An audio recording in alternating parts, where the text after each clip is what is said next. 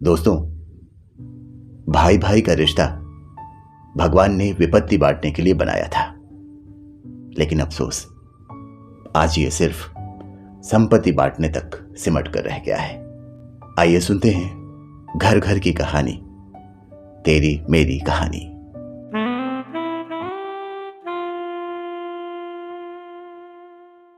कार्यक्रम के सभी श्रोता साथियों को हमारा नमस्कार। मैं हूं आपका दोस्त हेमंत मोहन। तेरी मेरी कहानी में आज हम आपको सुना रहे हैं लखनऊ उत्तर प्रदेश के जाने माने कहानीकार संतोष कुमार की लिखी कहानी बंटवारा।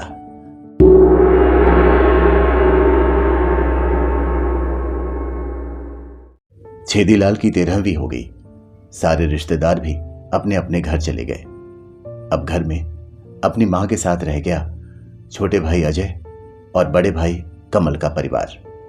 छोटा अजय गांव में अपने पिता छेदीलाल के साथ रहकर खेती में हाथ बटाता था और बड़ा कमल शहर में रहता था, जिसकी पढ़ाई लिखाई में छेदीलाल ने अपने आधे खेत भी बेच दिए थे। कमल बड़ी मुश्किल से पिता की 13वीं में आ पाया था।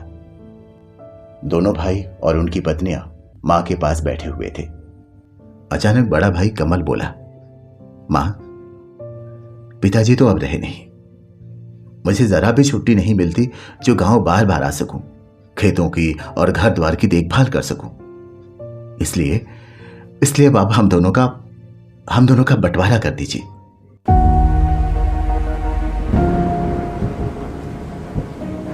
मां ये सुनकर एकदम चढ़ हो गई।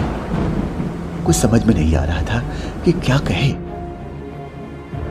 अपने अंदर जो सब कुछ टूटा हुआ था, सबको समेट कर मां ने कहा, हां, बंटवारा तो जरूर होगा बंटवारा। बोलो, किस किस का बंटवारा करूं?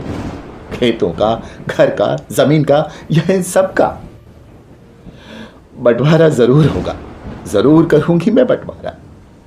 पर पहले उस समय का बंटवारा करो जब तुम शहर में पढ़ने गए थे तो तुम्हारे पिता और छोटा भाई सुबह सुबह खेतों में जाकर अपना खून पसीना एक करके फसल उगाते थे और फसल का आधा हिस्सा बेचकर जो रुपया मिलता तुम्हारी पढ़ाई पर खर्च करते थे।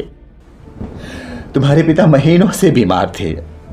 वो रातों की नींद भी बांटो जो आई ही नहीं।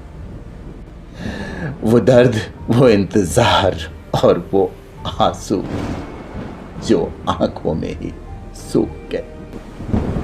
सब कुछ का बंटवारा करो कमल, सब कुछ का करो, सब कुछ का बंटवारा।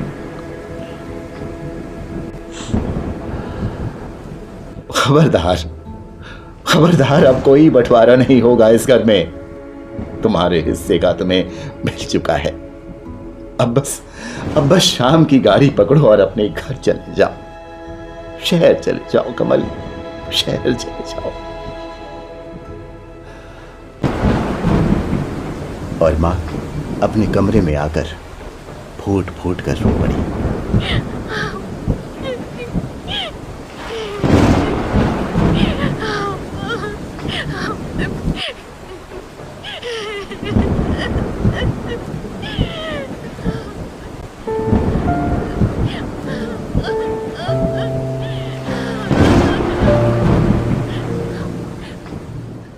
अभी आप सुन रहे थे संतोष कुमार जी की लिखी कहानी बंटवारा। दोस्तों, बंटवारे का दर्द हर किसी के हृदय को छलनी करता है, लेकिन गैर जिम्मेदार लोग सिर्फ अपने स्वार्थ में लिप्त रहते हैं। क्या कहानी के पात्र कमल ने जो कहा वो सही था? क्या मां ने जो किया वो गलत था? आपके कमेंट्स का हमें इंतजार रहेगा। तेरी मेरी कहानी के साथ एक और कहानी के साथ हमारी आपसे पुनः मुलाकात होगी। अपना और अपने अपनों का बहुत ख्याल रखिएगा। नमस्कार।